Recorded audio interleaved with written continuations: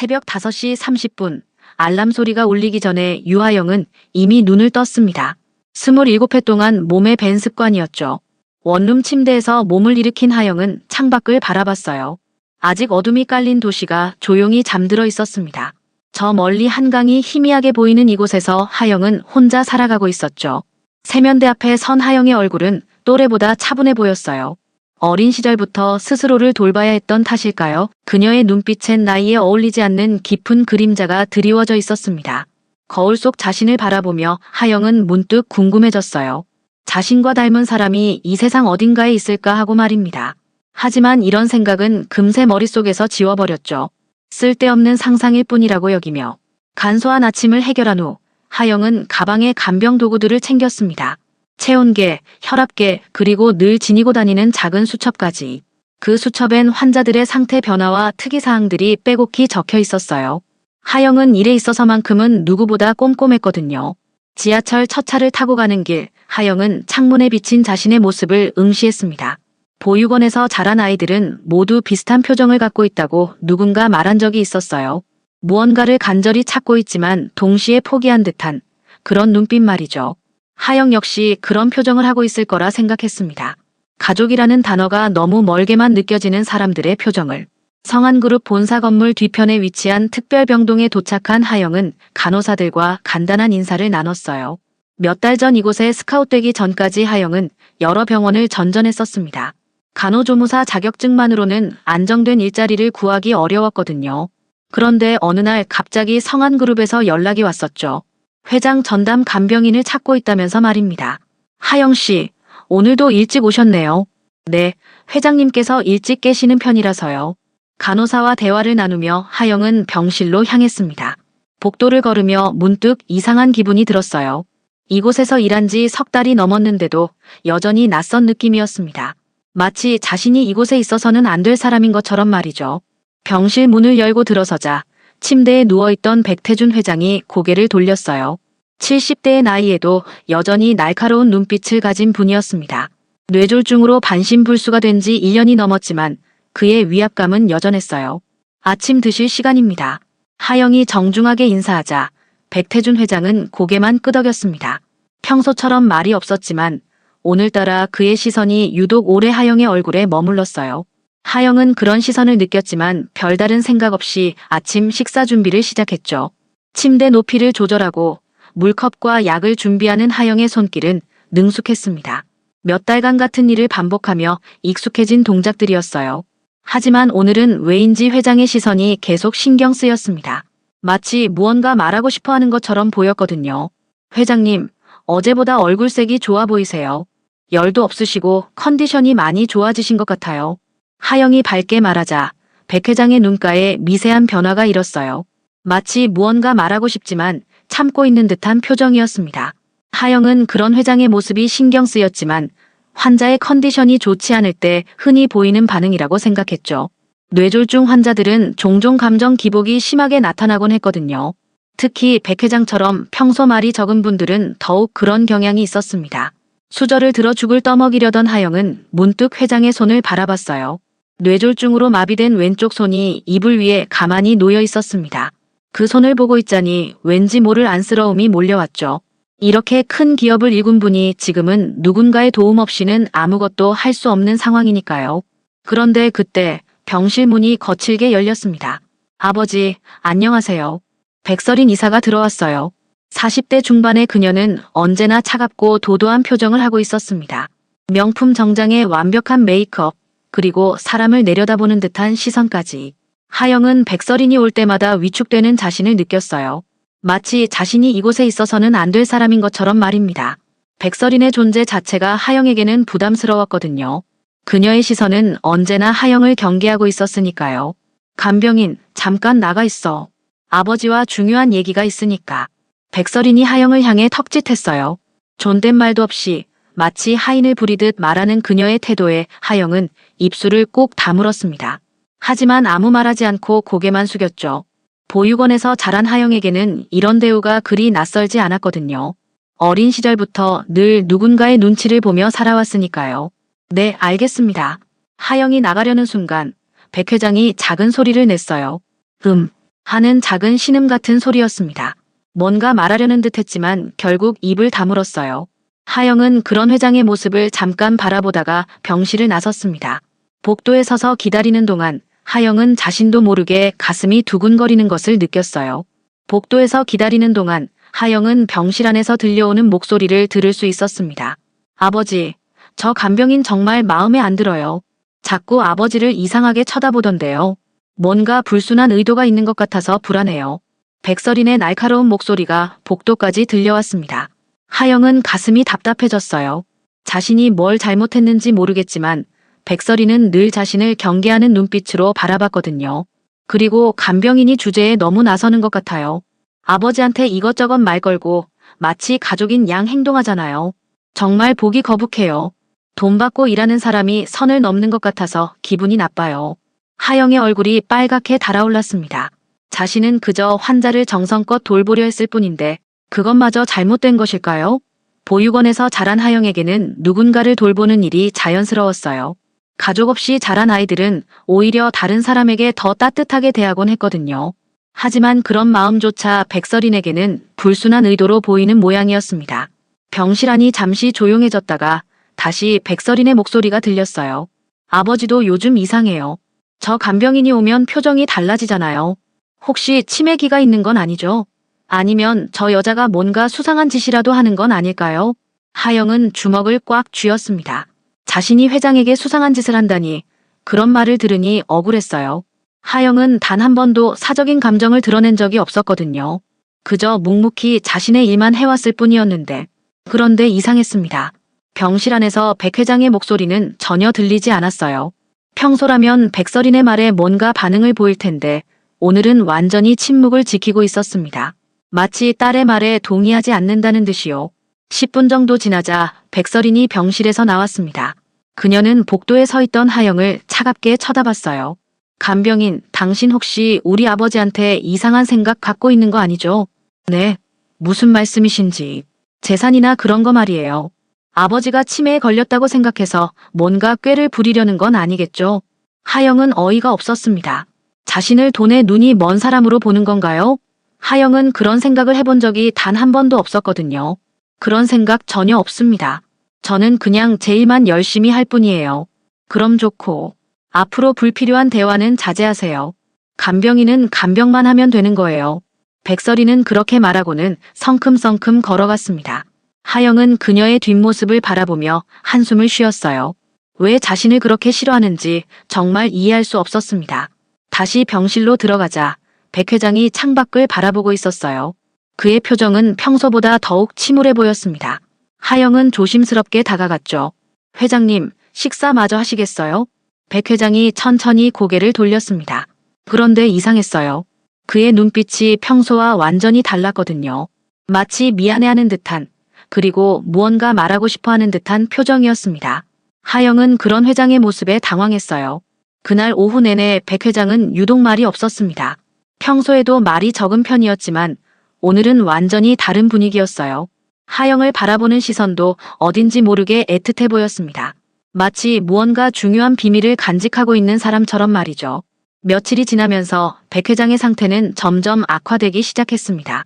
고열이 계속되고 식은땀을 흘리며 잠을 제대로 이루지 못했어요. 하영은 밤낮 없이 회장을 돌봤습니다. 체온을 재고 물수건으로 열을 식혀주고 약을 먹이는 일을 반복했죠.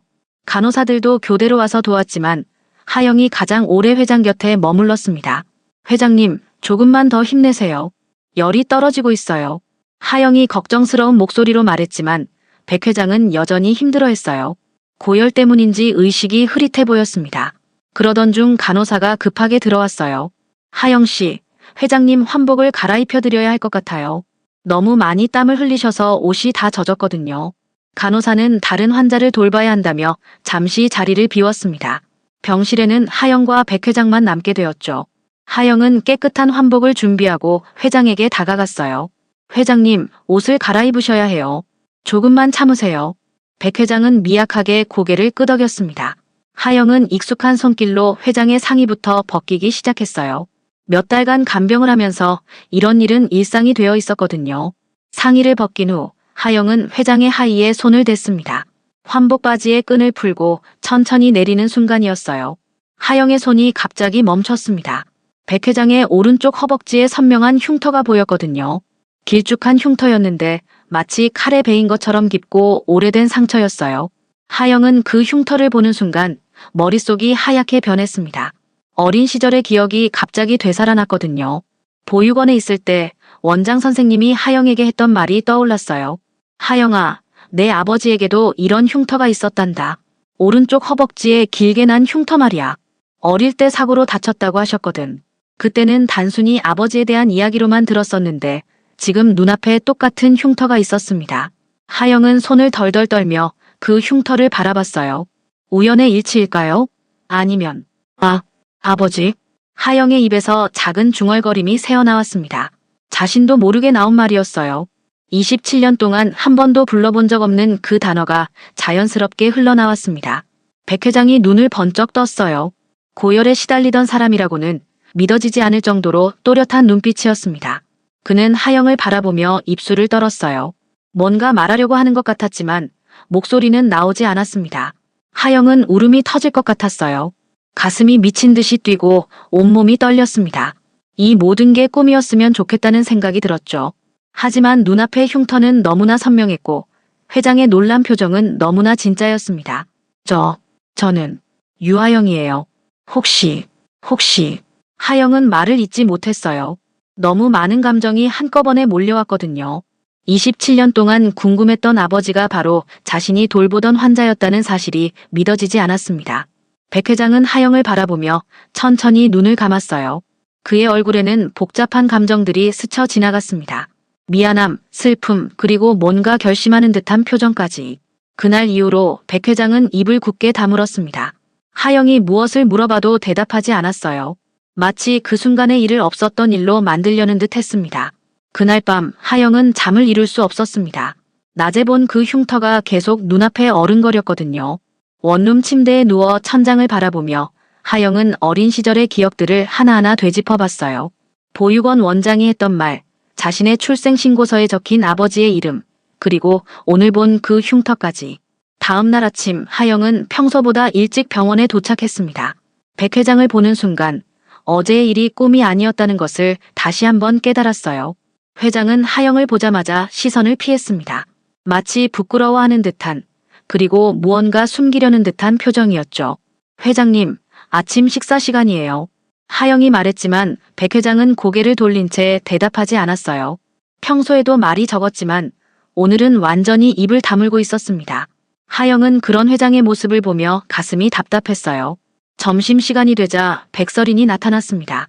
그녀는 평소보다 더욱 날카로운 표정을 하고 있었어요. 간병인, 어제 우리 아버지한테 뭔 짓을 한 거야? 네, 무슨 말씀이신지. 아버지가 갑자기 이상해졌다고 간호사들이 그러던데 당신이 뭔가 했을 거 아니야. 하영은 당황했습니다.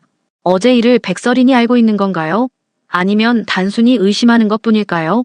아무것도 하지 않았어요. 그냥 평소처럼 간병만 했을 뿐이에요. 거짓말하지 마.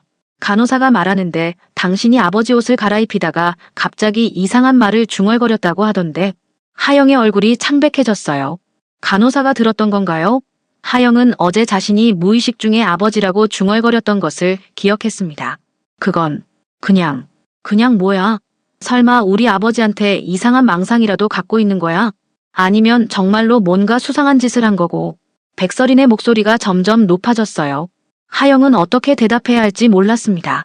진실을 말할 수도 없고 거짓말을 할 수도 없는 상황이었거든요. 그때 백설인이 더욱 화를 냈습니다. 당신 같은 고아 출신이 우리 가족한테 접근해서 뭔가 꿍꿍이가 있는 거지. 아버지 재산이나 노리고 있는 거 아니야? 그런 게 아니에요. 하영이 처음으로 목소리를 높였어요.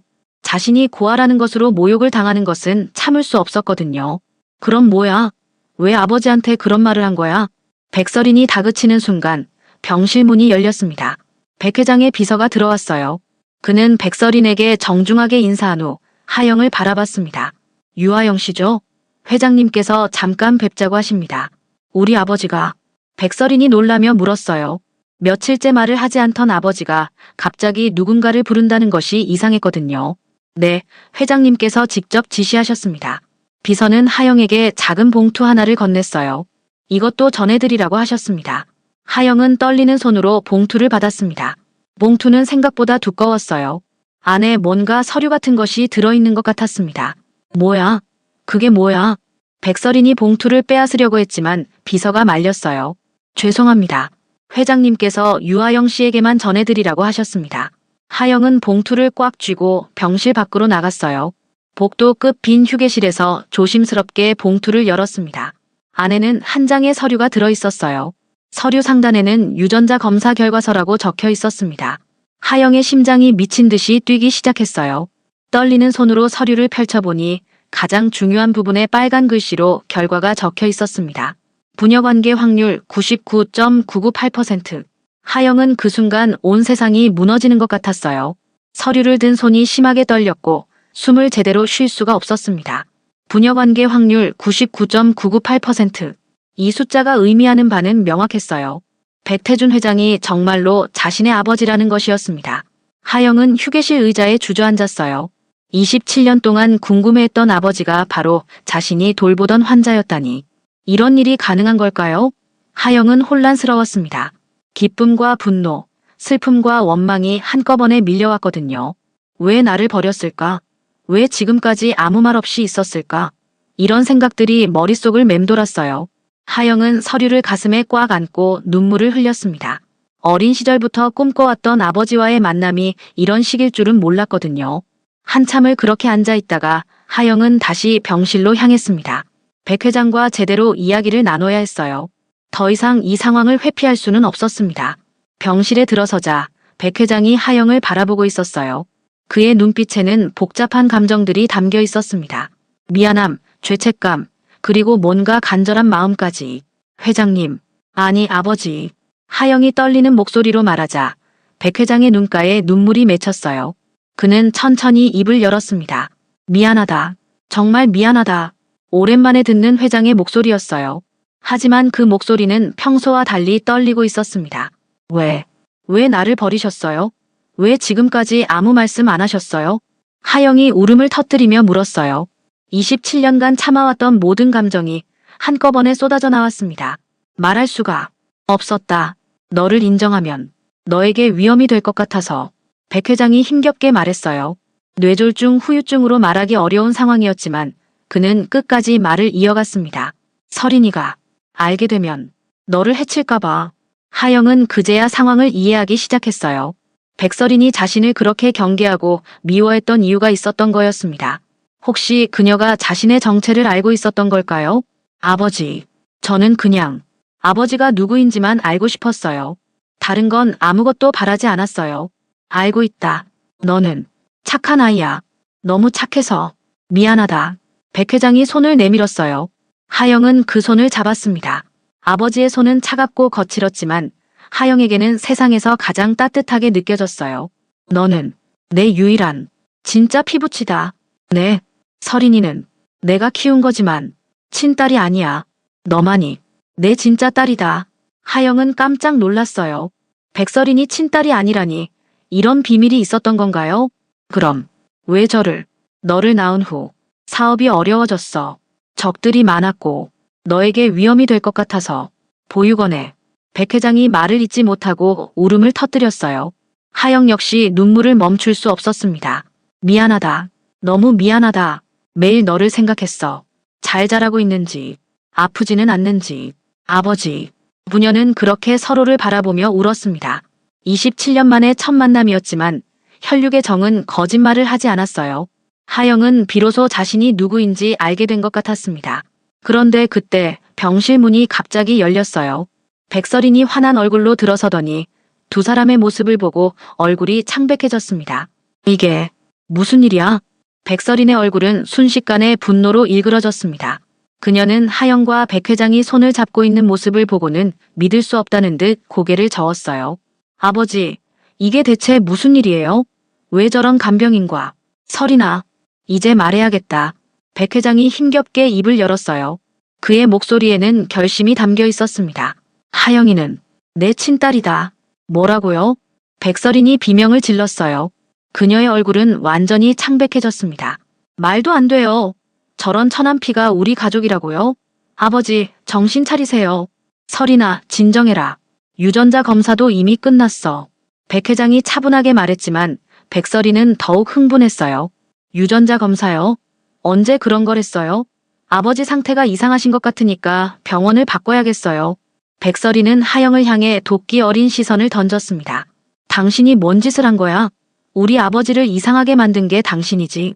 저는 아무것도. 거짓말하지 마. 분명히 뭔가 꾀를 부린 거야. 고아 출신이 재벌가에 들어와서 상속이나 노리고 있는 거 아니야? 하영은 백설인의 말에 상처받았어요. 하지만 더 이상 참을 수 없었습니다. 저는 돈 때문에 이런 게 아니에요. 저는 그냥 아버지를 만나고 싶었을 뿐이에요. 아버지라고. 감히 우리 아버지를 아버지라고 불러. 백설인이 하영에게 달려들려고 했지만 백 회장이 큰 소리로 제지했어요. 그만해. 설이나 너야말로 정신 차려라. 백 회장의 목소리에는 평소에 볼 수 없던 권위가 담겨 있었습니다. 백설이는 깜짝 놀라며 아버지를 바라봤어요. 하영이는 내 친딸이야. 그리고 너는 내가 입양한 거잖아. 그게 뭐 어떻다는 거예요? 저를 키워주신 건 아버지잖아요. 물론이다. 너도 내 소중한 딸이야. 하지만 하영이를 모른 척할 수는 없어. 백설이는 믿을 수 없다는 표정으로 두 사람을 번갈아 봤어요. 그녀의 머릿속은 복잡했습니다. 지금까지 자신이 유일한 상속자라고 생각해왔는데 갑자기 친딸이 나타난 거였거든요. 아버지, 이건 말이 안 돼요. 저 여자는 분명히 뭔가 꾀를 부린 거예요. DNA 조작이라는 것도 있잖아요. 설이나 그만해라. 나는 이미 모든 걸 확인했어. 백 회장은 하영의 손을 더욱 꽉 잡았어요. 하영아, 미안하다. 이렇게 늦게 너를 찾아서. 백설이는 그 모습을 보며 분노에 떨었습니다. 지금까지 자신만이 아버지의 전부라고 생각했는데 갑자기 나타난 이복 동생 때문에 모든 게 달라질 것 같았거든요. 좋아요. 그렇다면 제대로 알아보겠어요. 저 여자가 정말 아버지 딸인지 아니면 사기를 치는 건지 말이에요. 백설이는 그렇게 말하고는 병실을 나가버렸어요. 하지만 그녀의 머릿속에는 이미 계획이 세워지고 있었습니다. 아버지의 정신 상태를 문제 삼아 후견인 선임을 신청하고 하영을 사기 혐의로 고발하는 것이었어요. 병실에 조용함이 찾아왔지만 하영은 불안했습니다. 백설인이 가만히 있을 것 같지 않았거든요. 아버지, 괜찮으실까요? 걱정하지 마라. 내가 모든 걸 준비해 둘 거야. 백 회장의 눈빛에는 결의가 담겨 있었어요. 그는 이미 마음속으로 계획을 세우고 있었습니다. 하영을 보호하고 그녀가 정당한 대우를 받을 수 있도록 모든 준비를 해두어야 했거든요. 그날 밤 백 회장은 비서를 불러 중요한 지시를 내렸습니다. 법정 후견인 변경 서류와 상속 관련 문서들을 새로 작성하라는 것이었어요. 며칠 후 백설이는 자신의 계획을 실행에 옮겼습니다. 그녀는 법원에 아버지의 정신 상태를 문제 삼아 강제 후견인 선임을 신청했고 동시에 하영을 사기 및 노인 학대 혐의로 고발했어요. 또한 언론사에도 연락해서 가짜 딸 사기극이라는 제목으로 기사가 나가도록 했습니다. 아버지를 요양원으로 모셔야 해요. 지금 정신 상태로는 혼자 계시면 위험해요. 백설인이 병실에서 큰 소리로 말했어요. 하영은 그 말을 듣고 가슴이 철렁했습니다. 이제 막 아버지를 찾았는데 다시 떨어져야 한다는 건가요? 설이나 나는 정신이 멀쩡해. 백 회장이 단호하게 말했지만 백설이는 들으려 하지 않았어요. 아버지, 저런 사기꾼한테 속으셨잖아요. 그게 정상이에요? 그때 병실 문이 열리고 정장을 입은 중년 남성이 들어왔습니다. 백 회장의 오랜 변호사인 김 변호사였어요. 회장님, 말씀하신 서류들을 모두 준비했습니다. 서류요? 무슨 서류 말이에요? 백설인이 의심스러운 눈빛으로 물었어요. 김 변호사는 가방에서 두꺼운 서류 뭉치를 꺼냈습니다. 회장님께서 법정 후견인 변경과 상속 관련 서류를 새로 작성하시라고 하셨습니다. 뭐라고요? 백설인의 얼굴이 창백해졌어요. 또한 회장님께서 남기신 육성 녹음도 있습니다. 김 변호사가 녹음기를 틀자 백 회장의 목소리가 또렷하게 들려왔어요. 나, 백태주는 정신이 온전한 상태에서 이 말을 남깁니다. 유하영은 내 친딸이며 DNA 검사를 통해 확인되었습니다. 그동안 숨겨왔던 이유는 그녀의 안전을 위해서였습니다. 하지만 설인이도 내가 사랑하는 딸입니다. 두 딸이 함께 회사를 이끌어갔으면 좋겠습니다. 녹음이 끝나자 병실은 정적에 휩싸였어요. 백설이는 놀란 표정으로 아버지를 바라봤습니다. 아버지, 저도 여전히 딸이라고 생각하시는 거예요? 물론이야 설이나. 너를 키운 것은 내가 아니냐. 혈연이 전부는 아니거든. 백 회장이 따뜻하게 말했어요. 하지만 하영이를 받아들이는 것도 필요해. 우리는 이제 진짜 가족이 될 수 있어. 그때 병실 밖이 소란스러워졌어요. 기자들이 몰려왔던 것입니다. 하지만 이번에는 성한그룹 회장, 친딸과 양딸 모두 인정이라는 제목으로 기사가 나갔어요. 두 딸이 함께 경영하는 성한그룹. 혈연을 넘어선 진정한 가족에. 언론의 반응은 생각보다 긍정적이었습니다. 사람들은 이런 따뜻한 이야기에 감동받았거든요. 백설이는 처음에는 받아들이기 어려워했지만 아버지의 진심을 느끼고 점차 마음을 열기 시작했어요. 하영 역시 백설인을 적대시하지 않았습니다. 둘 다 아버지의 사랑을 받으며 자랄 수 있었으니까요. 언니, 죄송해요. 그동안 너무 심하게 대했어요. 어느 날 백설인이 하영에게 사과했어요. 괜찮아요. 저도 이해해요. 갑자기 나타난 제가 당황스러우셨을 거예요. 하영이 따뜻하게 답했습니다. 앞으로 함께 아버지를 돌봐요. 그리고 회사도 함께 이끌어가요. 백 회장은 두 딸이 화해하는 모습을 보며 행복해했어요. 그의 건강도 놀랍게 회복되기 시작했습니다. 가족의 사랑이 그에게 새로운 힘을 준 거였죠. 1년 후 성한그룹 주주총회장에서 하영과 백설인이 나란히 서 있었어요. 안녕하세요. 저는 백하영입니다. 저는 백설인입니다. 저희 자매가 함께 성한그룹을 이끌어가겠습니다. 박수 소리가 터져 나왔어요. 백 회장은 휠체어에 앉아 두 딸을 바라보며 뿌듯해했습니다. 이제 그에게는 진정한 가족이 생겼으니까요. 혈연으로 이어진 딸과 사랑으로 키운 딸, 두 사람 모두 그의 소중한 가족이었습니다. 하영은 이제 더 이상 혼자가 아니었어요. 아버지도 언니도 있는 완전한 가족이 된 거였습니다.